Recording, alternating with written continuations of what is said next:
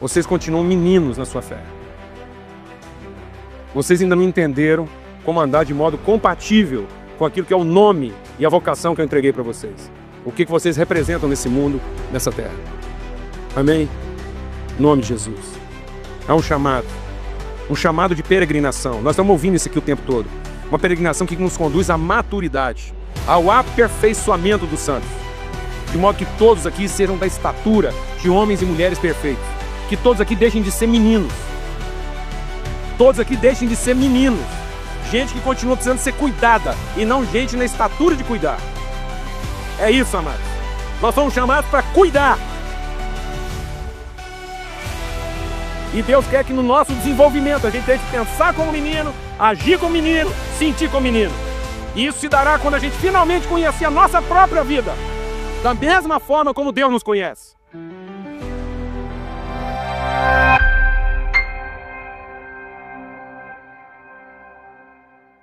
E de uma vez por todas nós temos que entender a fé como um processo de amadurecimento.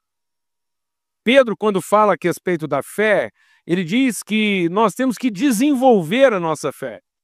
E desenvolver a nossa fé significa, num sentido dela se tornar cada dia mais densa, mais pura, sem artifícios. Na verdade, quando a palavra de Deus fala de um desenvolvimento de fé, ela fala de uma profundidade de conhecimento e não de uma extensão de conhecimento. Nós precisamos intensificar a nossa relação com Deus de tal maneira que essa relação seja tão profunda que a nossa fé alcance a autoridade da sua simplicidade, da sua pureza. Que ela seja uma fé não fingida, como diz a palavra de Deus.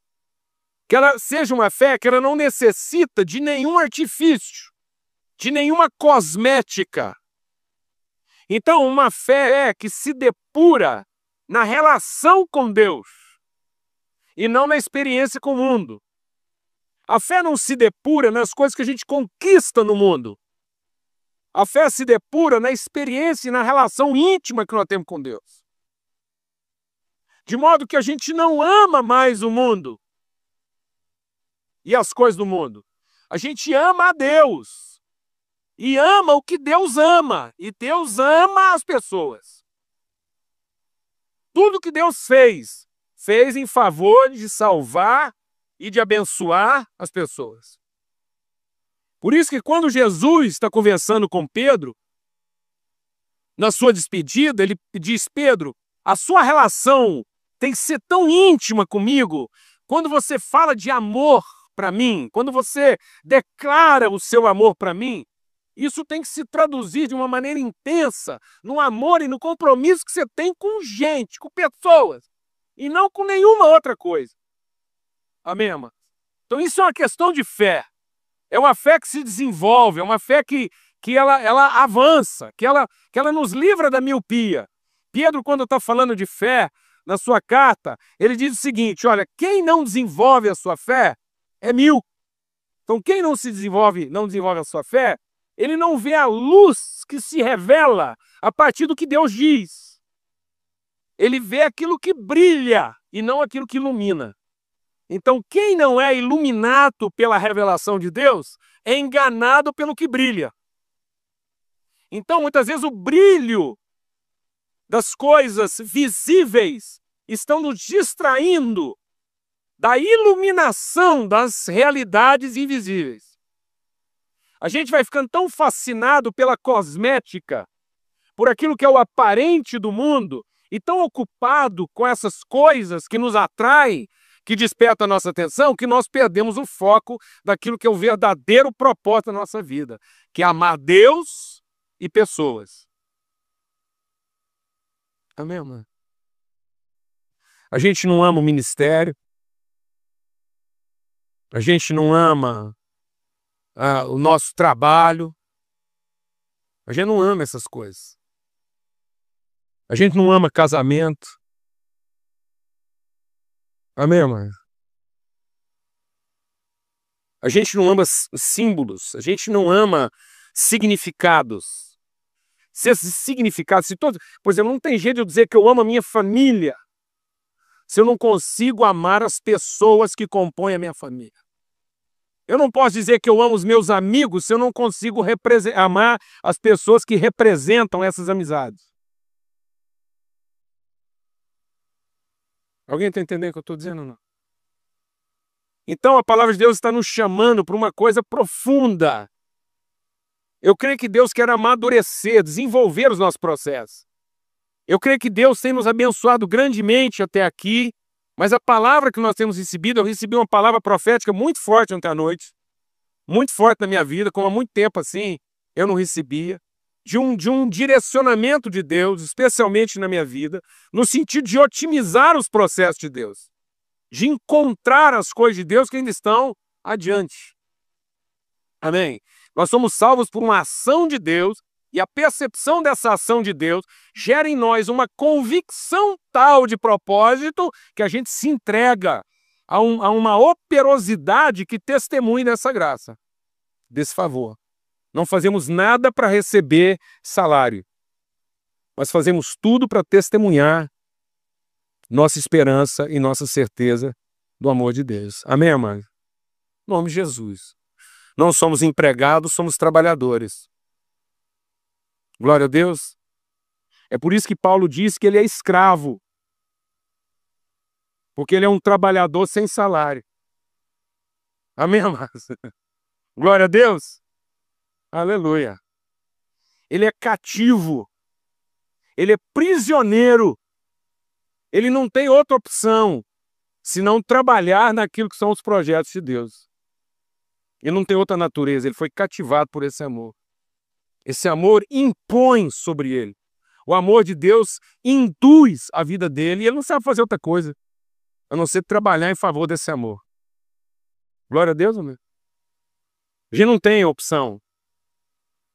Enquanto alguém aqui tiver alguma opção, vai ser empregado. Vai trabalhar para quem paga mais. E às vezes paga mais no sentido da gratidão, do reconhecimento, né, do favoritismo. E aí você vende a sua alma. Então, esse texto de Efésios 4 é importante para nós porque ele nos joga num contexto totalmente prático de vida da igreja. Então, ele de novo diz aqui que a tradução melhor dessa convicção é a forma como nós entregamos a uma forma de vida, a um estilo de vida que seja compatível do nome, da vocação, do propósito, do destino que Deus estabeleceu para nós. Não é algo que nós escolhemos. A gente não foi em busca de uma definição, a gente estava à procura de uma direção e a palavra que de Deus se revelou para nós é essa, é isso que nós somos. Andar de modo digno. Então esse andar de modo digno é andar de modo puro, é andar de modo legítimo, é andar sem artifícios, sem adulterações, sem composições, sem arranjos. É ter a força daquilo que é genuíno. É ter a força do que é autêntico. É a força do que não tem vazios. É isso que Deus está querendo da gente. Nós teremos tanto mais autoridade ministerial, quanto menos espaços vazios a gente tiver no coração. Uma dignidade significa uma absoluta correspondência. Deus nos deu um nome, Deus estabeleceu um chamado, Deus colocou um propósito, Deus estabeleceu um destino e a nossa vida está totalmente compatível com essa realidade. É isso que Deus quer da gente. Eu até estava meditando sobre isso, sobre esse texto hoje. E meditando sobre isso e hoje ainda veio uma lembrança no meu coração, assim, uma imagem. É que quando eu era menino, eu gostava muito de mexer com bicho. Até hoje eu gosto. Eu matava essa vontade da fazenda. Eu não tinha dificuldade de operar bicho. Então, às vezes, eu arrumava uns bichos lá e dava uma atrapalhada, eu abria uma lagartixa, abria um passarinho e achava que eu ia consertar aquilo. Gostava demais, sempre cuidei na fazenda, eu que mochava os animais, castrava, o que precisava fazer, eu me metia a besta lá. E às vezes eu chamava um veterinário só para ele ficar ali olhando e acompanhando, porque eles não estavam fazendo coisa errada. Por causa desse viés de cuidar de bicho, abrir coisa, não ter dificuldade, meu pai, principalmente, o pessoal lá em casa, achava que eu ia fazer medicina. E meu pai tinha um sonho lá passado dele também de fazer medicina. Não fez. Mas quando chegou a hora de eu resolver, assim, faculdade, eu não sabia explicar isso. Se alguém pedisse pra me explicar, eu não sabia. Eu queria fazer engenharia. Um trem dentro de mim, assim, eu queria fazer engenharia. Mas eu entrei com um conflito místico. Eu queria fazer engenharia, mas ao mesmo tempo eu queria seguir o ministério. E para seguir o ministério eu tinha que fazer seminário, senão ninguém ia me dar a carteira. Eu não ia ter legalidade para trabalhar na igreja. Então eu fiquei naquele conflito, faço uma coisa, eu faço outra. Fui conversar com meu pai, pedindo a ajuda dele. Falei, pai, o senhor é a palavra de revelação. Eu me lembro direitinho dessa tarde. Minha mãe estava recostada na cama, meu pai estava sentado do outro lado, eu entrei chorando.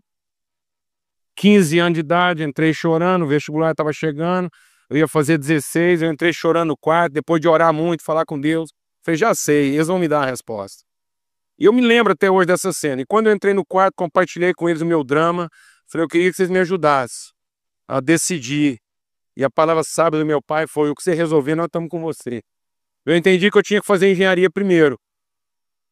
E eu me lembro que fazendo cursinho, me preparando e tal, eu até estava lembrando aqui hoje, uma coisa muito grata no meu coração. Muito grata. Eu estava me lembrando aqui hoje que fazem exatamente 40 anos que eu e o Chico somos amigos. Isso é uma amizade de muito tempo.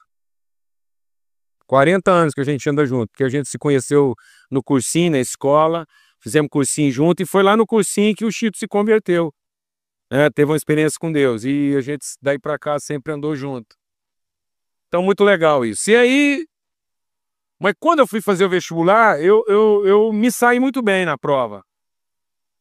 Eu fui conferir o gabarito e eu tinha... E naquela época o vestibular era unificado. Você fazia prova para tudo. Então, a diferença nas provas era só a quantidade de pontos. Então, dependendo da faculdade, o número de vagas, aí eram os pontos que você te colocava numa coisa ou noutra. Aí eu me lembro da outra cena. Eu chegando em casa, tinha uma escadinha e eu com o gabarito na mão, todo empolgado. Meu pai estava assim, meio que ou saindo ou entrando no apartamento, assim. Eu me lembro dessa cena, no hall do apartamento. E eu cheguei todo empolgado, falei, pai, fiz tantos pontos, passei em engenharia. Aí ele pegou aquilo, achou muito bom, olhou para mim e falou assim, mas dava para você ter feito medicina. Contando de conta que fez. Como disse, como diz o Biton, depois eu já fiz alguns anos de terapia, já superei isso agora é só um testemunho para edificação.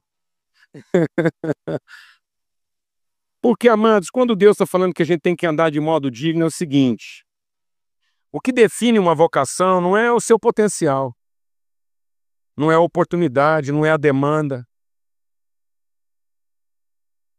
É a palavra que Deus revela no seu coração. É o nome que Deus te dá. E a sua vida só vai fazer sentido quanto mais ajustada ela estiver, quanto mais próxima ela estiver disso. Cada vez mais eu estou entendendo a gravidade com que o salmista se coloca diante de Deus e diz assim, esquadrinha. Como engenheiro eu posso entender isso. É como se ele estivesse falando para Deus, pega um esquadro que mede centésimos de milímetros e me mede de ponta a ponta. Vê na minha vida o que está fora de medida e corta. Então a pureza de Deus na nossa vida está nesse ajuste. A pureza, a força do nosso ministério está na depuração. Quanto mais intenso e verdadeiro e autêntico eu vou me tornando naquilo que é a palavra de Deus, de modo que isso possa ser replicado em qualquer lugar, sob qualquer condição. Glória a Deus, amado. Glória a Deus. É isso que nós precisamos. Porque muitas vezes a vida apresenta para a gente oportunidades, demandas. Você já pensou quando Deus chamou Noé para fazer uma arca e nunca tinha chovido? Deus chega para Noé e fala assim, Noé, eu acho que tem potencial aí para uma arca. E Noé ia olhar para Deus e falar assim, Deus, um de nós dois endoidou. como assim? Deus manda Noé alugar trabalhadores e começar a cortar madeira para fazer um barco num lugar onde nunca tinha chovido. Deus mandou Noé fazer uma coisa que só faria sentido muito tempo depois. Você já imaginou o que é isso? E às vezes, ministerialmente, a gente está cometendo esses equívocos. A gente começa a decidir pelo potencial que às vezes você tem. Ah, eu tenho potencial para tal coisa. As favas. Se isso não for seu nome, se isso não for seu chamado, se isso não for o desígnio de Deus, você vai gastar toda a sua energia e não vai gerar coisa alguma. Você vai gerar cansaço sem produzir trabalho. Por isso que a fé é a certeza de uma realidade ainda invisível.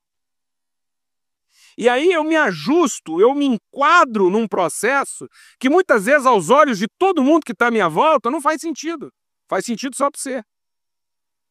E essa convicção é tamanha na relação com Deus que eu sei suportar a resistência sem que isso me afete, sem que isso me perturbe, sem que isso me confunda. Por isso que lá em Hebreu está escrito o seguinte: a clareza de Jesus quanto ao seu chamado era tão grande que ele sabia enfrentar a resistência dos opositores.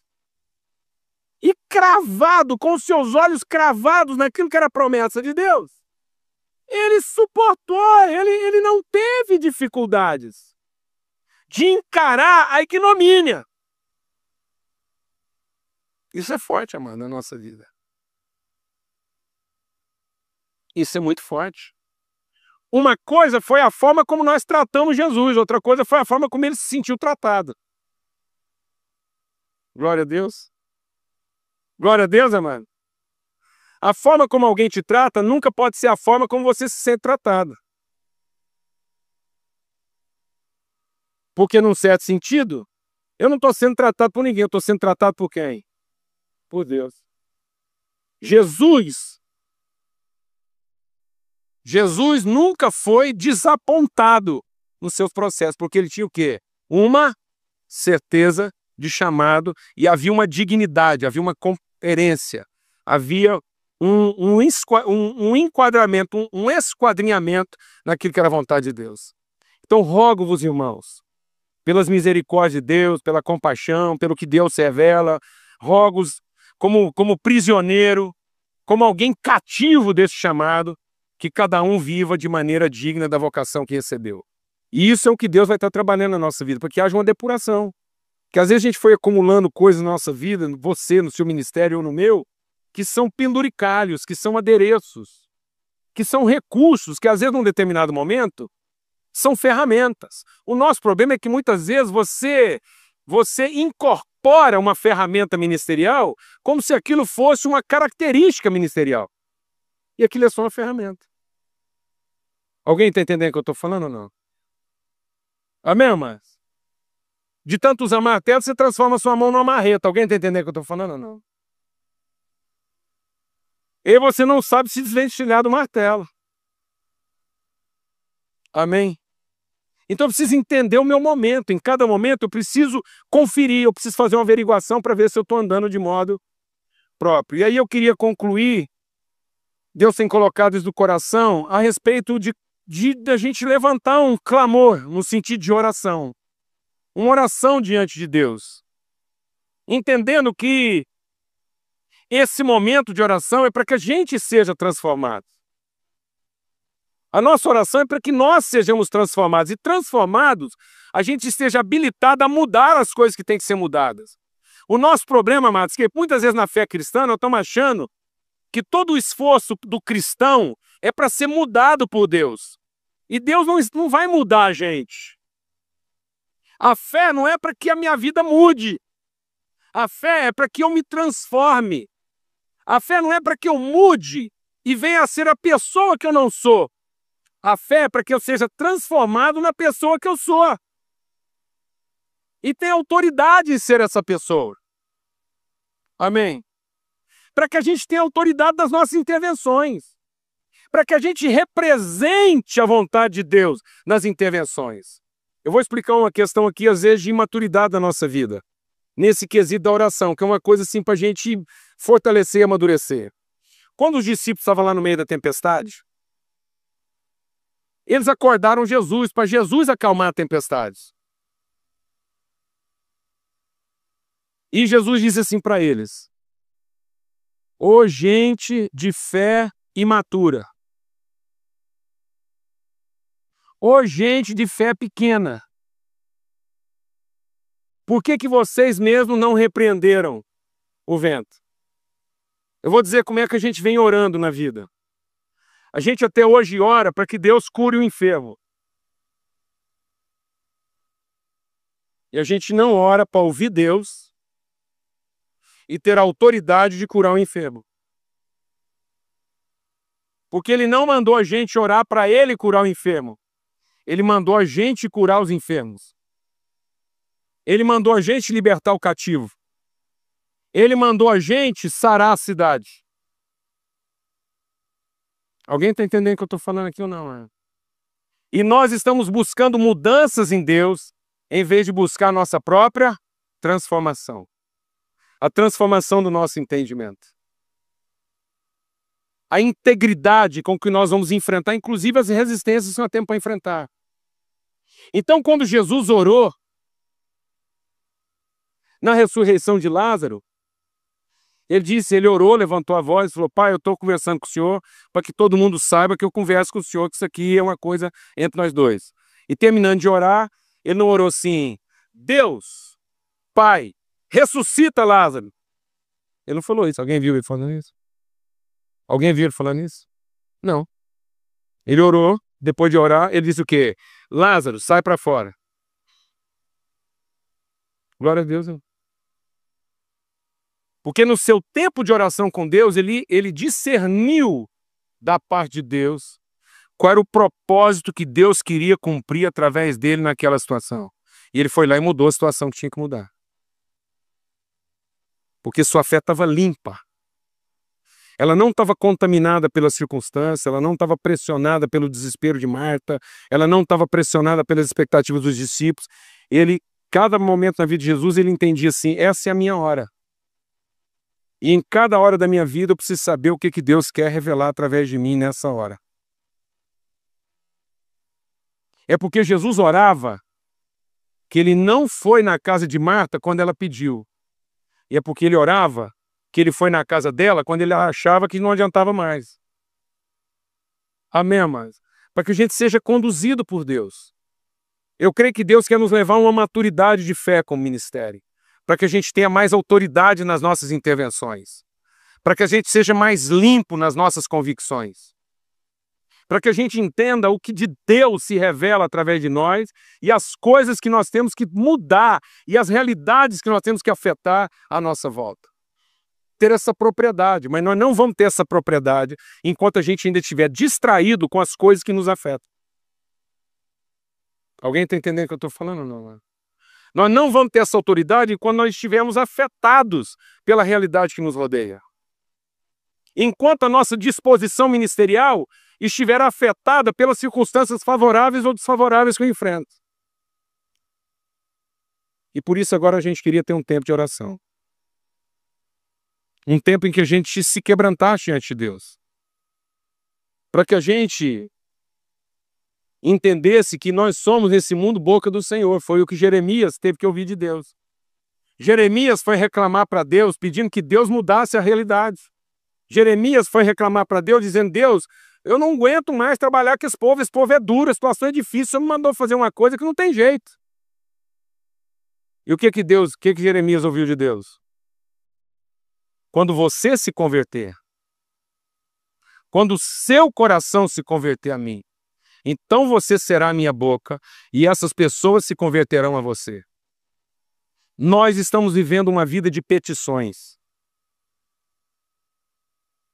Você enfrenta um abacaxi no seu ministério, o que você faz, amado? Fala para mim, amado. Fala para mim, amado. Você vai lá agarrar com Deus para quê? Fala para mim, meu irmão. Seja honesto. Trem tá difícil no seu ministério, o que você faz? Você vai lá agarrar com Deus e pedir. Deus de misericórdia, ouve a voz do teu servo. Não tem condição um trem desse, Deus. Ouve o meu clamor, Deus. Não aguenta essa situação, Deus. Não aguenta trabalhar sem dinheiro. Não aguenta trabalhar com esses líderes, Deus. Não aguenta essa desgraceira, essa corrupção, Deus. Vai pedindo, irmão. Daqui a pouco o barco afunda. E às vezes Deus até levanta da cadeira dele e fala: ei, gentinha de pouca fé, deixa eu acalmar mais essa tempestade para vocês. Mas vocês são muito tímidos, inadequados. Vocês continuam meninos na sua fé. Vocês ainda não entenderam como andar de modo compatível com aquilo que é o nome e a vocação que eu entreguei para vocês. O que vocês representam nesse mundo, nessa terra. Amém? Em nome de Jesus.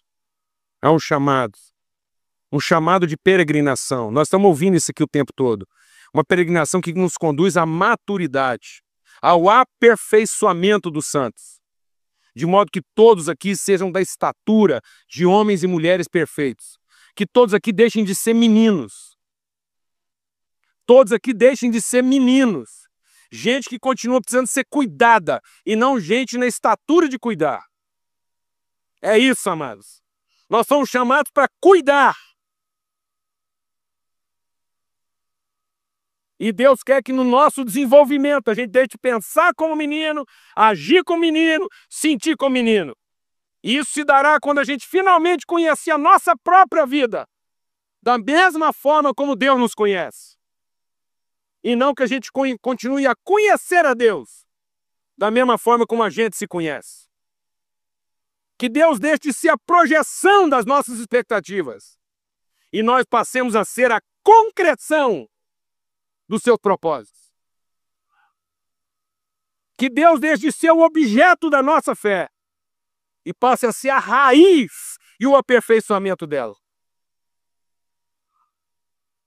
Nós estamos fincados nele e estamos aqui para materializar a sua vontade e não para que ele realize os nossos desejos. Amém, amados? São os meninos que ficam lá pedindo coisas para Deus. Porque os homens e mulheres aperfeiçoados se apresentam diante de Deus para dizer: eis-me aqui, Senhor, envia-me a mim. Eu quero cumprir essa jornada, eu quero alcançar esse objetivo.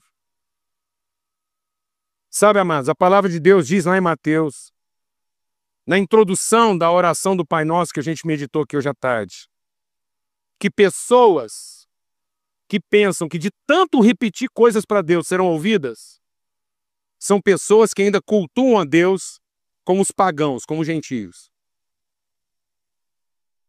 Insistir nas nossas petições a Deus é paganismo. É falta de maturidade espiritual. É Jesus que está dizendo: quem acha que será ouvido de tanto falar e pedir, é gentio na fé. É pagão, é ignorante, é menino. Ainda lida com a divindade, mas não conhece o Pai. Quando você declara a paz de Deus sobre a vida de alguém, isso é uma petição ou é uma oração? É uma certeza ou é uma expectativa? Glória a Deus, amados. Deus quer limpar o nosso coração. Deus quer limpar o nosso coração.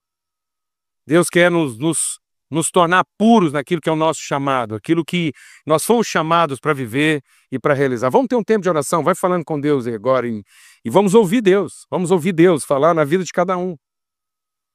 É importante que Deus fale na vida de cada um. Há irmãos aqui sucumbindo diante da resistência. Há irmãos aqui responsabilizando os outros pela sua falta de compromisso. Há irmãos aqui que continuam pedindo a mesma coisa tem 10 anos. E estão achando que ainda não foram ouvidos.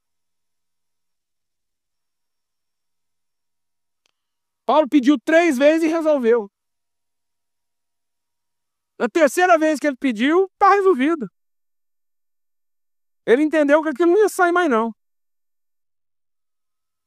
Ou ele se conformava com a graça de Deus, ou ele estava perdido. Glória a Deus, amados.